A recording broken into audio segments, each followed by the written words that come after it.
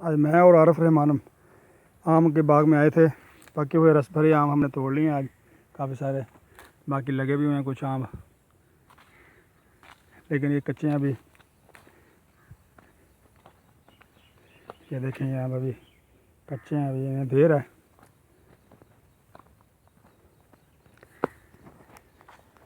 ये आम पका हुआ है कुछ हद तक, लेकिन अभी कच्चा है। ये देखें,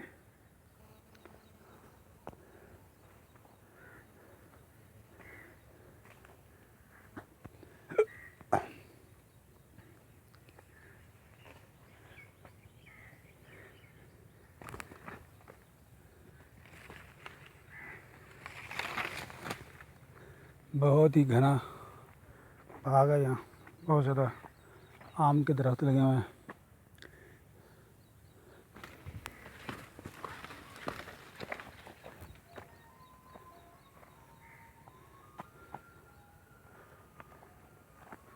ये शुगर कैन